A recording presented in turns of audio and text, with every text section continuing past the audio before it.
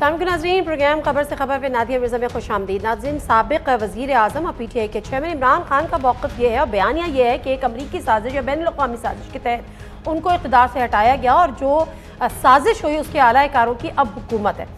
इस बयानी की छानबीन के लिए आज एक और नेशनल सिक्योरिटी कमेटी का इजलास हुआ और जो 38 था उसमें एक और एलामिया जारी हुआ।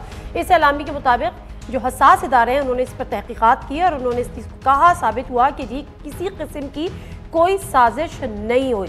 ताहम उन्होंने साथ में ये भी कहा कि इससे पहले वाला जो नेशनल सिक्योरिटी इजलास का ये 37 का जो एलामिया था उसकी भी हम तौसीक करते हैं। उसमें जो था, जो हमारे चीज़ें सामने भी हैं उसमें वाज़े तौर पे था कि ये मदाखलत थी, ताहम साजिश के सबूत नहीं मिले या साजिश नहीं थी, मदाखलत का वर्ड उसमें इस्तेमाल हुआ था, जिस पर PTI ने कहा भी कि इस दफ़ा मदाखलत का वर्ड भी नहीं हटाया गया।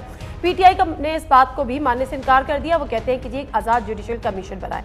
अब इस मामले का हल क्या है कि आज़ाद जुडिशल कमीशन बनेगा, पंजाब का आइनी बहरान का हल कोई निकलेगा और इंतखाबी मुआहदे जिस पर बातचीत लंदन में चल रही है उसका नतीजा कुछ निकलेगा। पीपल्स पार्टी और PMLN के दरमियान इस पर ज़रा खुल के गुफ्तगू करते हैं। हमारे साथ जो पैनलिस्ट मौजूद हैं, सरदार लतीफ़ खोसा साहब, पाकिस्तान पीपल्स सीनियर रहनुमा हमारे साथ मौजूद हैं। अस्सलाम वालेकुम खोसा साहब, thank you very much for your time.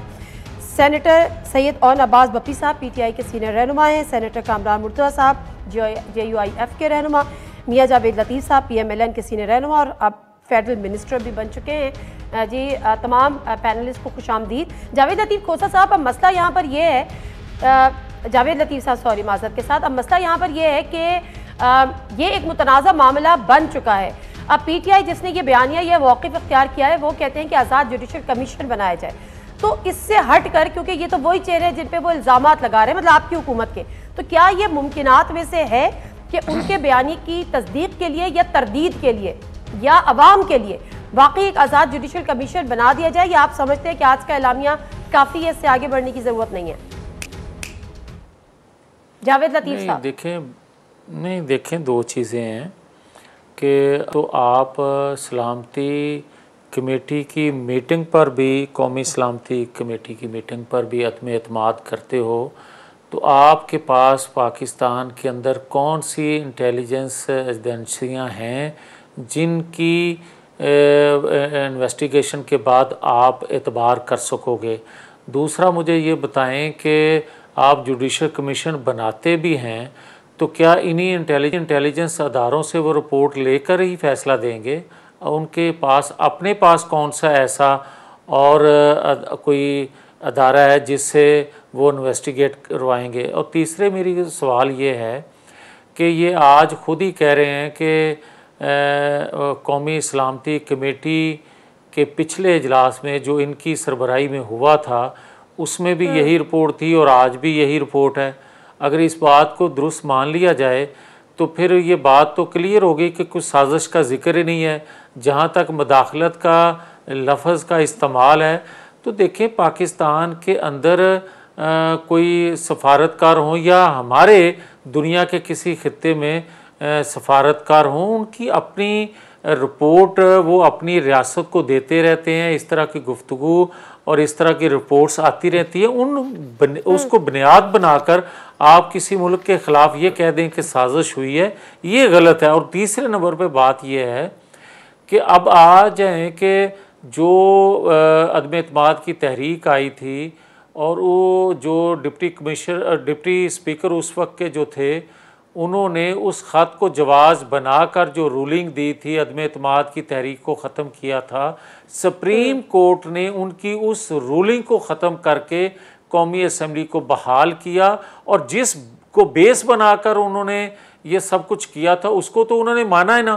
तो अदलिया का भी फैसला आ गया और सलामती कमेटी का भी फैसला आ गया। इसके बाद आप क्या जवाज़ रह जाता है? वो फिर बात तो वही रह जाती है कि मैं नहीं मानता। आपको याद होगा कि जब इन्होंने कहा था कि 4 हलके खोल लिए जाएं तो फिर हम इलेक्शन को मान लेंगे, तो उस वक्त पाकिस्तान की तारीख में पहला जुडिशल कमीशन बना था और उसने जो रिपोर्ट दी उसके बाद भी इमरान खान साहब 4 साल यही कहते रहे मेरे साथ धांधली हुई है। तो अगर ये इन्होंने मानना ही नहीं है तो इसका हल तो किसी के पास कोई नहीं है। बिल्कुल ठीक फरमा रहे हैं आप, और आपकी बात में वजन भी है कि अगर आज़ाद जुडिशल कमीशन बना भी दिया जाता है तो उनके पास कौन सा वो इदारे हैं या उनके पास कौन सी वो अलग से कोई टीम्स हैं जो उसके इन्वेस्टिगेट करेंगी। मैं मुख्तसर सा ज़रा यही जवाब ले लूँ इस पर, हुकूमती मौक़िफ़ ले लूँ ऑन अब्बास बप्पी साहब के। मैं आपके पास दोबारा आती हूँ। ऑन अब्बास बप्पी साहब, बात तो दुरुस्त है, आज़ाद जुडिशल कमीशन की आपकी डिमांड है, अगर वो पूरी कर भी देते हैं तो तहकीकात तो यही इदारे करेंगे ना जो असास इदारे हैं हमारे, या कोई और इसके लिए तहकीकाती इदारे तो उनके पास नहीं है। उनको कह दें आपने कहा हुकूमती, मैं मौक़िफ़ ले लूँ, बड़ी बड़ी खुशी है कि अभी तक आपके जहन में है कि हम हुकूमत में है पड़ा, और सब कॉन्शियस में आपकी रहना चाहिए वैसे भी। माजरत माजरत माजरत, बहुत बड़ी बड़ी गलती हो गई। माजरत, ऑपोजिशन का मौक़िफ़, पीटीआई का मौक़िफ़।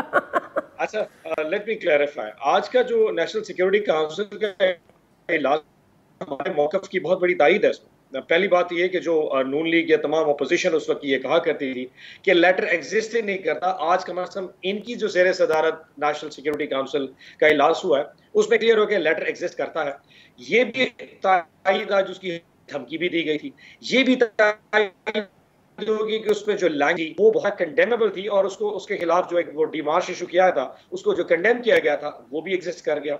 इस बात की भी तायद की गई जो पिछली नेशनल सिक्योरिटी काउंसिल की मीटिंग थी वो ठीक थी और उसके तमाम मिनट्स को वेरीफाई कर दिया गया। अब इशू आ गया है ये कि उन्होंने कहा जी मुदाखलत तो थी, साजिश नहीं थी।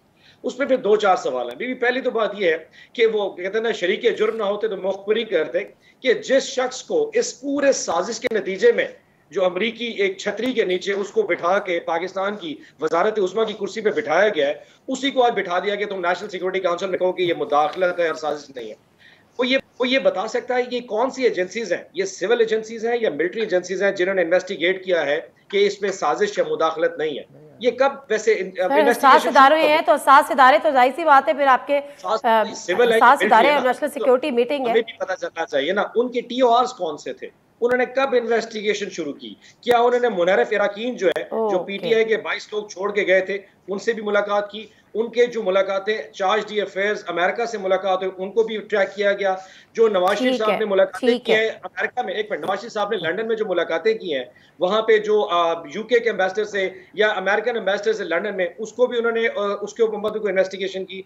पाकिस्तान में जो उस वक्त की अपोजिशन पार्टीज इनसे मुलाकात, उसको मतलब कोई टीओआरस तो हमारे सामने नहीं है, तो हमारा पॉइंट ठीक है, ये चीजें आपके सामने लानी चाहिए। ओके ठीक है, got your point sir, got your point sir. मैं जरा सरदार लतीफ खोसा साहब की मैं वापस आऊंगी सर, वापस आती हूँ सर, वापस आती हूँ। सरदार लतीफ खोसा साहब, अब यहाँ पे ये मामला है इस तरह से कि हुकूमत कहती है कि जी हमारा काम पूरा हो गया, एक और नेशनल सिक्योरिटी की मीटिंग हो गई, तीनों सर्विसेज चीफ वहाँ पर मौजूद थे, हुकूमत के नुमाइंदे वहाँ पर मौजूद थे, और ये बात साबित हो गई कि जी साजिश नहीं है।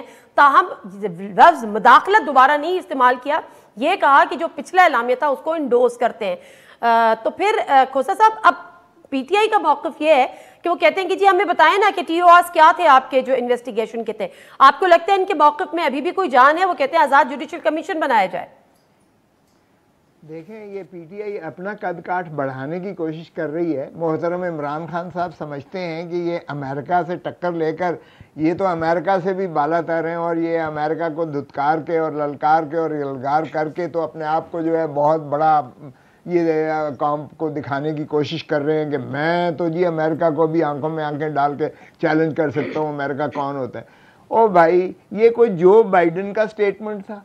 ये जो आपको केबल मिली है, ये आपके असद मजीद जो आपका फॉर्मर एम्बेसडर था, उसने एक सीक्रेट केबल लिखी है। वो कोई जो बाइडेन से मुलाकात नहीं की उसने, ना उसने फॉरेन सेक्रेटरी से की है, ना उसने डिफेंस सेक्रेटरी से की है, ना उसने पेंटागन चीफ से की है, किसी से नहीं की है। एक अगर असिस्टेंट या कोई डेप्टी कोई छोटे से अफसर से मिलकर, तो डिप्लोमेट का काम ही ये होता है। मोहतरम इमरान खान साहब रशिया तशरीफ़ ले गए और वहाँ से जो है यूक्रेन पर गोलाबारी शुरू हो गई, सारी दुनिया ने उनका बाइकआउट किया, नेटो समेत, यूरोप समेत, अमेरिका समेत सैंक्शंस लगी। वो मौका ऐसा था कि अगर कोई भी वहाँ जाता तो उसके ख़िलाफ़ जो है यही फील होती, और डिप्लोमेटिक कोर का या एम्बेसडर्स का काम ही ये होता है कि वो वहाँ की पब्लिक की, इस्टेब्लिशमेंट की या कोई ऑफिशियल सर्कल्स की वो एहसासात बताएं अपने, और यही उनका काम होता है। अब देखिए इंडिया में अगर कोई जाके फॉरेन जाके तो कोई मिसाइल देता है या कोई ऐसी बात करता है तो हमारी तरफ से बहुत ज्यादा एहतजाज ना सिर्फ पब्लिक करती है, हम गवर्नमेंट भी करते हैं। खोसा साहब बात आपकी दुरुस्त है, लेकिन लेकिन लेकिन लेकिन वो ये कहते हैं कि उससे जो जिस डिप्लोमेटिक केबल की हम बात कर रहे हैं उसमें अदम एतमाद का लिखा था कि अगर उनकी हुकूमत नहीं जानती तो फिर उनको उसके कॉन्सिक्वेंसेस फेस करने होंगे और अगर चली जाती है तो फिर पाकिस्तान को माफ़ कर दिया जाएगा। अब सवाल यहाँ पर यह है, मुख्तसर साहब से जानूंगी कि क्या आप ये समझते हैं कि प्राइम मिनिस्टर उस वक्त के फॉर्मर प्राइम मिनिस्टर यानी इमरान खान का रशियन विजिट जो है वो गलत था, नहीं इस मौके पर करना चाहिए था? देखें बिल्कुल पहले दिन ही से मैं समझता हूं जो उन्होंने, वैसे तो उनको 7 मार्च को आया था माशाल्लाह और 28 तक उन्होंने कुछ नहीं किया है, लेकिन चलें नहीं, रशियन विजिट सही था या गलत था सर? देखें ये बिल्कुल उनको मैं समझता हूं जो पहली भी नेशनल सिक्योरिटी कमेटी ने जो किया था उसमें भी उन्होंने कहा था कि डिप्लोमेटिक नॉर्म्स के तरीके से आप इसका जो है स्ट्रॉन्ग डिमाशे दें। डिप्लोमेटिक नॉर्म्स का मतलब ये है कि ये सीक्रेटिव ही रहेगा क्योंकि इससे ममालिक के रियासत के ताल्लुकात और बैनुल अक़वामी आपकी जो है सारी फॉरेन पॉलिसीज इफेक्ट होती हैं। तो डिप्लोमेटिक नॉर्म्स की वायलेट करना ऑफिशियल सीक्रेसी एक्ट के खिलाफ है। लेकिन आप ये नहीं बता रहे कि रशियन विजिट आपकी नजर में ठीक था या नहीं था? रशिया विजिट देखिए उसमें भी क्या था, ये पहले में भी कहीं जो है वो जो एलामिया आया था उसमें कहीं ये नहीं था कि इसमें कोई इलेक्शन की बात हुई है या इसमें कोई जो है नो कॉन्फिडेंस की बात हुई है। ये तो इनका मरासला जो डिप्टी जो इनके अपने एम्बेसडर असद मजीद का जो मरासला है उसमें उसने किसी की कम्युनिकेशन लिखी है, लेकिन जो एलामिया आया था पहली सिक्योरिटी कमेटी का भी उसमें भी कहीं ये जिक्र नहीं था। उसमें यही था कि सिर्फ ब्लैटेंट जो है ये इंटरफेरेंस है। ठीक है, अब वो यहाँ पर उनको एक स्ट्रॉन्ग डिमाशे लिखा जाए and with in the diplomatic norms, और दूसरे में कैटेगोरिकल कहा गया कि कोई कंस्पिरेसी नहीं हुई है। और भाई हमारे आप हमारी नो कॉन्फिडेंस को आप विटल डाउन कर रहे हो, आप अपनी नाअहली को आप अपनी जो है यानी आपको एलाइज जो है आपने उनके साथ सलूक ऐसा नहीं रवा किया, वो आपको छोड़ गए, आप अपनी नालायकी को आप उनके ताबे कर रहे हो। और एक चलिए ठीक है, मसला ये है खोसा साहब दुरुस्त फरमा रहे हैं खोसा साहब। मैं एक ब्रेक ले लेती हूँ, ब्रेक से आप आती हूँ। लीगल एक्सपर्ट भी हैं JUI एडिटर जो है कामरान मुर्तज़ा साहब, उनके पास आते हैं क्योंकि मसला ये है कि बहरहाल नेशनल सिक्योरिटी इशू पे कौम तकसीम है या सियासी जमातें तकसीम है, जो कि बेहतर एक इम्प्रेशन नहीं है। कौमी सिक्योरिटी का जो मामला है उस पर तमाम सियासी जमातों को एक ज़बान होना पड़ेगा, और अगर वो नहीं है तो फिर उनकी तसल्ली भी करना मेरा ख्याल है ज़रूरी है। लेकिन क्या ये ज़रूरी है, ये तसल्ली सुप्रीम कोर्ट का जुडिशल कमीशन करा सकता है? एक आज़ाद जुडिशल कमीशन कामरान मुर्तज़ा साहब से उनकी राय लेंगे एक ब्रेक के बाद। जी नाज़रीन, प्रोग्राम एक दफ़ा फिर आपको खुशामदीद। कामरान मुर्तज़ा साहब, कुछ जगहों पर या कुछ चैनल पे ज़राए से खबर भी चल रही है कि जो असद मजीद जो कि फॉर्मर एम्बेसडर पाकिस्तान के अमेरिका में थे, उन्होंने कहा कि कैसे कहूँ कि ये अंदरूनी मामलात में मुदाखलत नहीं है, ये हकीकत है कि ख़त में धमकी आमेज़ ज़बान इस्तेमाल की गई है। साथ ही उन्होंने कहा कि हुकूमती दबाव के बावजूद अमेरिका में साबिक़ पाकिस्तानी सफ़ीर असद मजीद डट गए। अच्छा, अब ये तो एक ज़राए की खबर है, लेकिन जो हमारे एक रिटायर्ड जनरल हैं एजाज अबान साहब, उन्होंने भी एक ट्वीट किया। उन्होंने कहा है कि Asad Majid stood firm with the content of his cable despite pressure this nation expect from a professional bureaucrat Jinnah call them backbone, well done ambassador Asad Majid. अच्छा, अब ये अगेन जो है वो एक मुतनाज़ा मामला या वो मामला जिस पे कंसेंसस डेवलप नहीं हो रहा। How you see all this? Secondly, आज़ाद जुडिशल कमीशन का जो मुतालबा PTI का है वो इज इट डूएबल? ये देखिए, वैसे by the way Imran Khan साहब ने कितने कमीशन बनाए, कितने मामलों में बनाए, किसी का कोई नतीजा आया? शुगर पे आया और पता नहीं क्या क्या जो है ना इन्होंने कमीशन बनाए, और उसके बाद वो सारा ट्रक की बत्ती के पीछे लगा के वो छोड़ दिया। अब उसी कमेटी में जिस कमेटी से उन्होंने जो है ना ये सारा कुछ वो करवा के, और जिसको ये इन्होंने साजिश और पता नहीं क्या कहा था, उसी कमेटी ने फिर उसको रीअफर्म किया, पुराने मिनट्स को भी रीअफर्म किया, साथ ये भी कह दिया कि कोई साजिश वाजिश नहीं है। मेरा ख्याल है कि आइडिया ये है कि अगर गवर्नमेंट मुनासिब समझे इसमें, और मेरा ख्याल है कि पब्लिक का ये हक है कि वो हकीकत जाने, तो ये असद मजीद साहब को एक आपके 10 जो है ना वो एंकर पर्सन जो सीनियर हैं, ये इनको कोई घंटा 1.5 घंटा इंटरव्यू करें और वो जो है ना वो फिर टेलीकास्ट हो जाए। तो मेरा ख्याल है कि और जो है ना वो जितना वो इसमें जो नैरेटिव बनाने की कोशिश की जा रही है वो सारे के सारा जो है ना वो खत्म हो जाएगा। ये एक बेहतर। अच्छा, लेकिन कामरान मुर्तज़ा साहब, अगर के पीटीआई का ये मौक़िफ़ है कि जी हमें बताएं ना कि किन TORs पर आपने तहकीकात की है, हमें बताया जाए कि वो तहकीकात का मेयार क्या था, तो ये वो गलत तो नहीं है, उनका ये हक बनता है। ये भी देखिए उसमें तो फिर पीटीआई का कोई नुमाइंदा आके उस कमेटी में बैठ जाता। पहले तो इनका गिला था नून लीग से। आप बुलाएंगे तो हुकूमत बुलाएगी तो वो बैठेगा ना, खुद से तो नहीं आ सकता। हाँ, इनका गिला था ना, तो इस दफा वो तकलीफ करके आ जाते और उनसे पूछ लेते कि जी वो क्या आपका क्या पैमाना क्या था उस तफ्तीश का या तहकीक का जिसकी बुनियाद पे आप इस नतीजे पे पहुंचे। मगर स्टिल चलिए ठीक है, उसको छोड़ दीजिए, जो हो गया वो हो गया। मगर ये 10 लोग अगर इंटरव्यू करेंगे, आप लोग जो आपके सीनियर एंकर पर्सन हैं सारे आप, तो ये 10 लोग हों और उसको घंटा 1.5 घंटा जो ना इसको इंटरव्यू किया जाए, आप वो क्वेश्चनिंग करेंगे तो मेरा ख्याल है बहुत कुछ और मटेरियल जो है ना वो आपके सामने आ जाएगा। आपको पता चल जाएगा कि इनफैक्ट ये साजिश नहीं है। वैसे बाय द वे एक और बात करता हूँ, ये कहते हैं कि वो जिन्होंने मुझे हटाया वो उसका अजाला करें, तो अमेरिका ने तो इसका अजाला नहीं करना ना। हटाया किन्होंने ये पता नहीं किसको कह रहे हैं, ये उन्हीं लोगों को शायद कह रहे हैं कि मैं बहुत खतरनाक हो जाऊंगा, तो ये वो अजाला मांग रहे हैं किसी और से। अच्छा।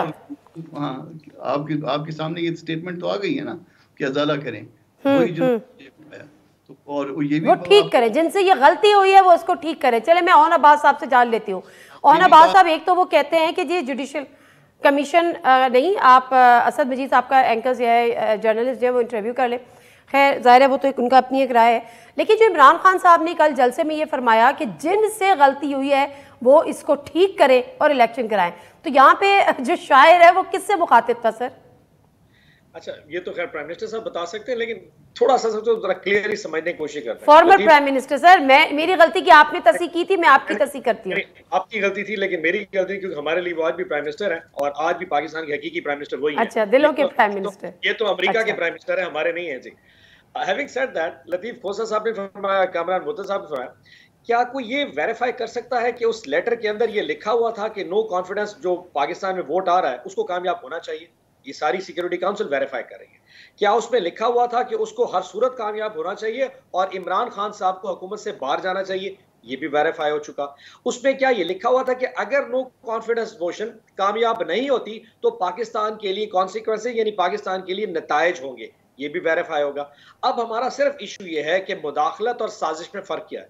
बीवी देखें, मुदाखलत ये है कि एक गवर्नमेंट ने धमकी दी, एक आपके एम्बेसडर को बुलाया कि जनाब ये चीजें हैं, ये वहां पे पाकिस्तान में होनी चाहिए, यहां पे आगे खुल गया। अब जो साजिश है वो यकीनन एजेंसीज या इन्वेस्टिगेटिव इदारों ने करना है अंडर जुडिशियल कमीशन, जिसने ये वेरीफाई करना है कि इसके कंटेंट्स ठीक है और पाकिस्तान में जो लोकल हैंडलर्स थे वो कौन कौन थे। यानी आप साजिश आप ये कहें कि जी उसमें लिखा होता कि कैसे हम पैसा भेजेंगे अमेरिका से, कैसे सिंध हाउस पैसा मुंतकिल किया जाएगा, कैसे 22 अरकान को सेलिंग और परचेज करके सिंध हाउस में रखा जाएगा, कैसे एनकेएम के बंदों को सिंध हाउस में दिखाया जाएगा। ये देखो, ये 22 रुकन पीटीआई के हमारे पास मौजूद है, तुम लोगों ने फैसला करना तो आज और नहीं तो हम कामयाब करा लेंगे। अभी वो परेशान हो रहे तो बाप पार्टी को जाके वो लोग दिखा दिए। अब ये सारी तफसीलें नहीं दिखाई जा सकती, ये सारी साजिश तो इन्वेस्टिगेटिव एजेंसीज ने करनी है, जिसके कोई टीआरस होंगे जो कि एक जुडिशियल कमीशन करेगा, जिसको पूरा पाकिस्तान देखे। देखिए बीबी, हुकूमत आनी जानी है, यकीन जानी, वल्लाह हमें इससे कोई ताल्लुक नहीं, लेकिन फॉर वंस पाकिस्तान में अगर लतीफ खोसा साहब ये कह रहे हैं कि ये रूटीन का मैटर है, तो आज से पीछे 70 साल में एक दफा इस तरह का एक लेटर दिखा दें जो पाकिस्तान में किसी एम्बेसडर को दिया गया हो कि हजूर आओ नहीं तो ये कर देंगे। नहीं कभी हुआ। ये पाकिस्तान में पहली दफा हुआ कि उस दिमाग में, अमेरिका सरकार के दिमाग हम, और वो जो under secretary of the state होता है, बाय द वे लोग खोसा साहब कह रहे हैं छोटा सा ऑफिसर, वो पाकिस्तान के वजीर मुमलिकत के बराबर होता है। अगर वो एक एम्बेसडर को ये मैसेज दे रहा है तो यकीन जानिए, मुझे बाइडेन फोन करके धमकी दे देता। ऐसा नहीं होता। एक चीज एग्जिस्ट करती है, मेहरबानी करके कौम को इस हैजान से बाहर निकालिए। हम किसी तौर पे आईनी बहरान नहीं पैदा करना चाह रहे, लेकिन इस दफा हमने इस साजिश को बेनकाब ना किया, अगले हजारों सालों तक, पता नहीं कितने सालों तक पाकिस्तान, आप आईनी बुरान पैदा नहीं करना चाह रहे, लेकिन पंजाब में एक आईनी बुरान पैदा हुआ हुआ है। यहाँ पे आईनी बुरान पैदा करने की वफाक में भरपूर कोशिश की गई थी, वो तो अदालतों ने इंटरवीन किया। लेकिन बहरहाल मैं ब्रेक ले लेती हूँ, मैं ब्रेक से वापस आती हूँ। तो लतीफ़ से जानूंगी कि ये जो आईनी बुहरान जिसको आप कह रहे हैं, अगर क्या आप कह रहे हैं कि आईनी बुहरान, तो ये कैसे ख़त्म होगा, और फिर ये जो सवालात बहरहाल आपने उठाएं, इन सवालात के जवाबात कैसे मिलेंगे। ये जो हम कौम की तकसीम दर तकसीम वो भी नेशनल सिक्योरिटी के मामले पे कर रहे हैं, ये कितनी ख़तरनाक आगे जाके साबित हो सकती है, पॉलिटिकल स्टेबिलिटी किस तरह से आएगी, ये तमाम सवालात हैं जो लतीफ़ खोसा साहब से जाने। लेकिन मुख्तसर सा ब्रेक। जी नाज़रीन, प्रोग्राम में एक दफ़ा फिर आपको खुशामदीद कहते हैं। और यहाँ पर जो ओन अब्बास वफ़ी साहब ने जो सवालात उठाए हैं, अब मसला ये है लतीफ़ खोसा साहब के अपनी कानूनी राय भी इस पर दीजिएगा कि इस तनाज़े से निकलने के आपके पास ऑप्शंस क्या हैं। क्या ये कह के चैप्टर क्लोज कर दें कि done, it's all done and all clear, या जो इस वक्त खान साहब जिस मूड में हैं और जो जलसे जुलूस हैं और जो सारा अवाम इसको मानने के लिए तैयार नहीं है, या PTI उनकी तसल्ली ज़रूरी है? देखें, खान साहब को एक ही चीज़ आती है, या उनको ये जो है जल्द से खेलने आते हैं, या उनको धरने देने आते हैं। हुकूमत के तो उनको ना करनी आती है, ना वो किसी को साथ लेके चलने के कायल हैं। जमहूरियत कभी नहीं चल सकती है जब तक ट्रेजरी और अपोजिशन के दरमियान वर्किंग रिलेशनशिप ना हो। ये ट्रेजरी और अपोजिशन तो एक तरफ, ये अपने एलाइज के साथ भी अपना वर्किंग रिलेशनशिप नहीं रख सके। अब बयानिया जो बिल्ड कर रहे हैं, ये सभी को लताड़ रहे हैं कि जी MQM भी अमेरिकन एजेंट है, पाकिस्तान पीपल्स पार्टी भी अमेरिकन एजेंट है, PMLN भी अमेरिकन एजेंट है, JUI भी अमेरिकन एजेंट है, बलूचिस्तान की सारी जमातें भी अमेरिकन एजेंट हैं, पश्तूनख्वा की जो पार्टियां हैं ANP वगैरह वो भी सारे अमेरिकन एजेंट हैं। यार खुदा का खौफ करो, ओन अब्बास साहब, खुदा का खौफ करो। ये हमारे जो ये थी पहले दिन से ही, हम तो जो PDM बनी थी उसमें ही अदम एतमाद की तहरीक एक जो है हमारे एजेंडे पर थी। वो तो थोड़ा सा हमारे दरमियान इख्तलाफ हुआ जब PML चाहती थी कि पहले ही दिन हम जाके इस्तीफे दें और इस्तीफे दे के धरना करें, लेकिन हम चाहते थे कि नहीं, अदम एतमाद से शुरुआत करें, और हमने कायल किया अदम एतमाद। और यही वजह बनी थी आपकी PDM से निकलने की। देखें, जहाँ तक ताल्लुक है ये जो कुछ कर रहे हैं इमरान खान साहब, यानी ये न सिर्फ आइन की धज्जियाँ उड़ा रहे हैं, इन्होंने पहले भी सुप्रीम कोर्ट ने यानी जिस तरह से आइन पर अमलदारी करवाई सारी कौम के सामने है कि उसने असद कैसर ने इनकार कर दिया कि मैंने तो करवाना ही नहीं है, इस्तीफा दे के चले गए। अब देखें गवर्नर पंजाब क्या कर रहा है, यानी ये आज तक कभी सुना है रियासती आदाब में और आइन के दायरे में भी कि वो हल्फ देने से मुनकर है, इनकारी है क्या चीफ मिनिस्टर को। 21 दिन से पंजाब में कोई हुकूमत नहीं है, इसलिए कि गवर्नर हठ धर्मी पे अड़ा हुआ है, और सदर पाकिस्तान ऊपर से देखें कि हल्फ देने को तैयार नहीं है। पहले प्राइम मिनिस्टर को नहीं दिया, फिर कैबिनेट को नहीं दिया, आज अब 3 वज़रा को जो है रो पिट के जो है दिया है उसने हल्फ जो है। लेकिन अभी भी हाई कोर्ट के हुक्म के बावजूद कि अगर गवर्नर हठ दर्मी कर रहा है, नहीं कर रहा, तो भी आप जो है किसी को लफ्ज़ है वहां पर्सन नहीं कहना, पॉइंट एनी पर्सन। लेकिन एडवोकेट जनरल ने कहा कि इस फैसले को वो चैलेंज करेंगे। तो करते रहे जी चैलेंज, यही तो हठ धर्मी है, यही तो आइन से इनहराफ है, यही तो रियासती आदाब को भी ये मलहूज नहीं रख रहे हैं। देखें, इन्होंने रियासत पाकिस्तान को ताने तनहा कर दिया है दुनिया में इस बयानिए से जो ये लेके जा रहे हैं। देखिए, ये डिप्लोमेटिक नॉर्म्स और डिप्लोमेटिक कोड्स में होता है कि एम्बेसडर जो है किसी से मिलता है, उसकी ज़ाती राय लेता है। दुनिया सारी में इस तरह होती है, केबल भेजते हैं फिर वो कि जी यहाँ इस इशू पर ये एहसासात पाए जाते हैं। अब ये कहते हैं जी उसमें क्या नो कॉन्फिडेंस नहीं थी, उसमें अदम एतमाद। ओ भाई, अदम एतमाद कौन लिख रहा है ये मरासला? ये मरासला आपका एम्बेसडर लिख रहा है, आपका एम्बेसडर लिख रहा है। सर, लेकिन एम्बेसडर वो लिख रहा है ना जो वो सुन रहा है। एम्बेसडर ये कह रहा है कि जो मैं सुन रहा हूं, जो मुझे बताया जा रहा है, जो मुझे कहा जा रहा है, वो मैं लिख रहा हूं। हाँ, तो ये सहीफा आसमानी है। मुझे बताएं, ये जो एम्बेसडर असद मजीद साहब जो हैं, असद मजीद ये इन्हीं का आदमी है ना, इसको तो बर्खास्त कर दिया, इन्हीं का आदमी है ना।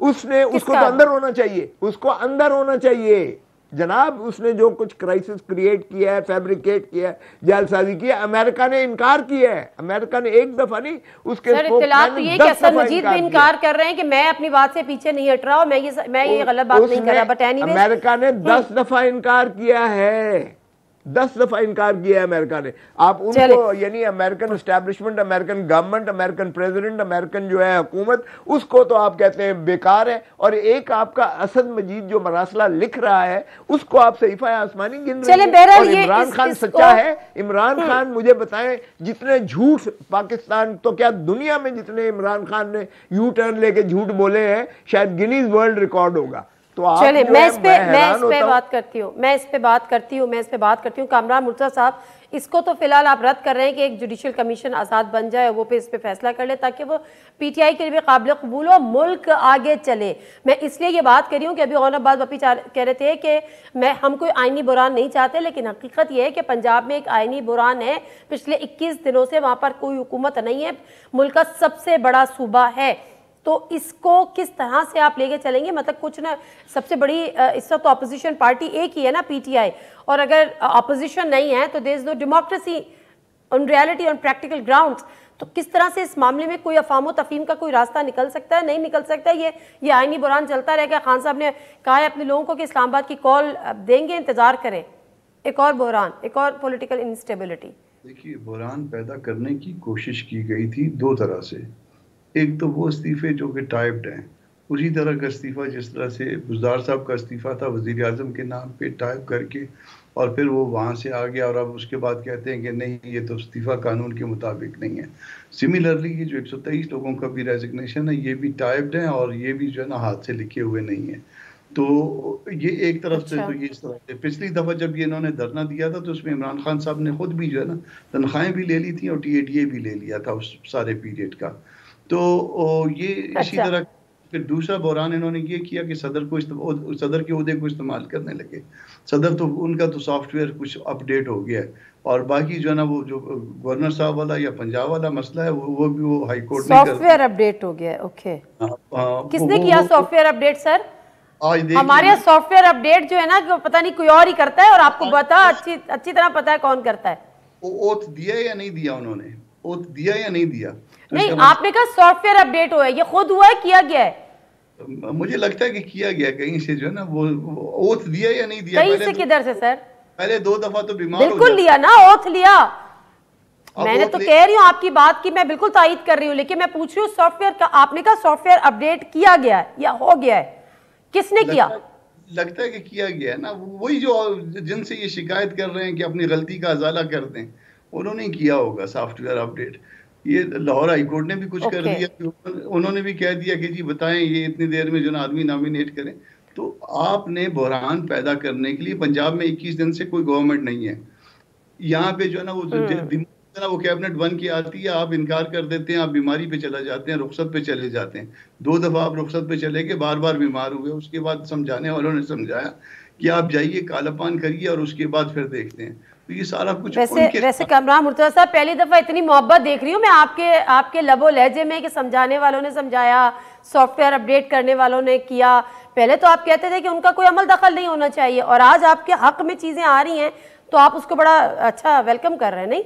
नहीं, मैं वेलकम नहीं करता हूँ, मैं कभी इस बात को वेलकम नहीं करता हूँ। मैं कहता हूँ कि सबको दस्तूर के दायरे के अंदर रहना चाहिए, मगर बज़ाहिर लगता है कि ये सॉफ्टवेयर अपडेट किया, इस दफा तीसरी दफा बीमारी पे नहीं गए हैं वो, वरना तीसरी दफा भी उन्होंने बीमारी। अच्छा ठीक है, मैं एक और ब्रेक लूंगी। 2 चीजें हैं जो आबाद बपी साहब ने की थी। एक तो ये उनसे पूछूंगी, मैंने उनसे पूछा था कि यहाँ खान साहब किससे मुखातिब थे, वो कह रहे हैं जिससे वो मुखातिब थे उन्होंने सॉफ्टवेयर अपडेट किया। इसका क्या जवाब है? प्लस आईनी बुरान ना हो ये पीटीआई चाहती है, लेकिन फिर पंजाब की सूरत हाल को वो किस तरह देखती है, और इंतखाबी मुआहिदा क्या होने जा रहा है PMLN और पीपल्स पार्टी के दरमियान लंदन में, इस पर ही बात करते हैं। जी नाज़रीन, प्रोग्राम में एक दफ़ा फिर आपको खुशामदीद। ऑनरबाज वपी साहब, एक दफ़ा फिर हम जानने की कोशिश करेंगे कि अगर खान साहब ये कहते हैं कि जी जिनसे गलती हुई है वो इसको सुधार दें, ठीक कर लें, इलेक्शन कर दें, वो किससे मुखातिब थे? प्लस सॉफ्टवेयर अपडेट कर दिया गया, कामरान मुर्तज़ा साहब ने कहा है सदर का या उनका करा दिया गया है, ये एक बड़ा एक क्वेश्चन है। प्लस आइनी बुरान, सर आप कहते हैं आइनी बुरान से हम बचना चाहते हैं, लेकिन पंजाब में आप क्या कर रहे हैं? तो अभी 3 सवाल है। पहले मैं सॉफ्टवेयर की बात करूं। सॉफ्टवेयर अपडेट का कामरान मुर्तज़ा को पता होगा, हमें तो बिल्कुल पता है ना। हमें पहले पता था ना हमें अब पता है कि कौन करता है और क्यों करता है और कैसे करते हैं। पहले भी इन्हीं के अपडेट होते थे, कोई करता था, अब भी किसी कोई कर रहा होगा, हमारा इससे कोई ताल्लुक नहीं। सॉफ्टवेयर हमारे पास इसका कोई वर्जन पासवर्ड भी नहीं है, नंबर 1। नंबर 2, हमने कहा कि प्राइम मिनिस्टर साहब किससे मुखातिब थे। आप ये देखिए कि पिछले तकरीबन 1 माह से प्राइम मिनिस्टर साहब ने 12 सिस्टम में जितने भी स्टेक होल्डर्स हैं सबको कहा कि ये वो रियलिटी है जिसको इग्नोर नहीं करना चाहिए। जैसे सेनेटर अपना लतीफ खोसा साहब फरमा रहे थे कि एक ये रूटीन का मसला है, जो प्राइम मिनिस्टर कह रहे थे कि इसको रूटीन का मसला मत ले, ये पाकिस्तान की सॉवरेनिटी और पाकिस्तान की सलामती का इशू है। देखिए, हुकूमत रखना ये हमें हुकूमत की कोई परवाह ही नहीं थी। इस्तीफा तो देने को हम पहले भी तैयार थे। हमारा इशू था कि आप इस पूरी साजिश के नतीजे में जिस तरीके से एक इलेक्टेड गवर्नमेंट को हटा के एक अमेरिका नवाज इंपोर्टेड हुकूमत को यहाँ पाकिस्तान में जिस तरह इम्प्लांट किया गया, इसको इन्वेस्टिगेट करें। और अगर किसी इदारे ने उसमें उस चीज को अनचेक रखा, उसको इग्नोर किया है, तो वो चीजों को ये मौका है उस चीजों को चेक करने का, जांचने का और कौम के साथ हकीकत रखने का। अब आप मैं तीसरे सवाल की तरफ जो आईनी बहरान की बात करें, आप कह रहे हैं कि एस्टैब्लिशमेंट ने अनचेक रखा है इसको। नॉट एस्टैब्लिशमेंट, पाकिस्तान में जितने स्टेक होल्डर्स हैं, सिस्टम है पूरा पाकिस्तान में, जिसने उसमें इलेक्शन कमीशन भी है, उसमें सुप्रीम कोर्ट भी है, उसमें सारे कि इस चीज को सीरियस लिया जाए। ये कोई ऐसा चीज नहीं है जिसको मतलब सर मुख्तस ठीक है आईनी बहरान पे आ जाए, पंजाब का आईनी बहरान।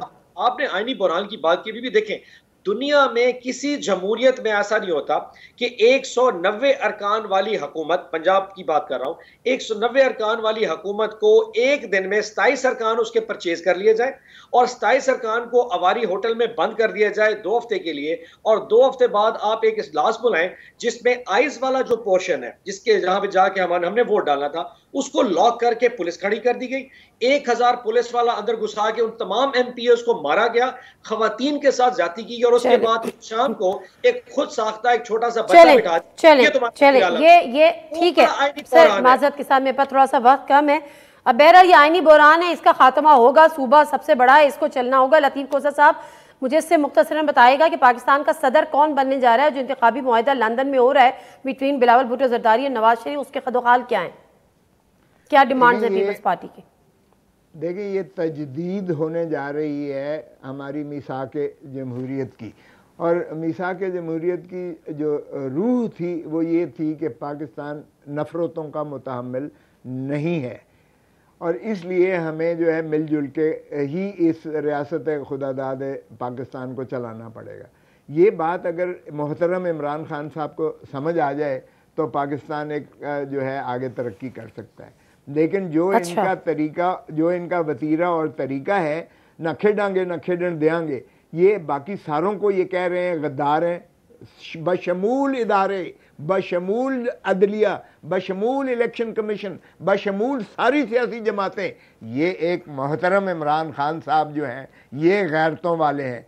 गैरत ये सीट एडजस्टमेंट चाह रही है पाकिस्तान पीपल्स पार्टी, पंजाब में नून लीग के साथ सीट एडजस्टमेंट पे बात हो रही है, 20 सीटें पंजाब में 10। देखें, सीट एडजस्टमेंट तो बात की बात है, हमने तो हो रही है नहीं पाकिस्तान को इस वक्त निजात दिलाना थी मोहतरम इमरान खान साहब से, जो इन्होंने तबाही मईशत की पेड़ दी जिसको कोई आज जिक्र नहीं कर रहा है, जो इन्होंने IMF की गिरवी रख दिया पाकिस्तान को, जो इन्होंने स्टेट बैंक को जो है सॉवरेनिटी पाकिस्तान की उसको भी अंडू कर दे।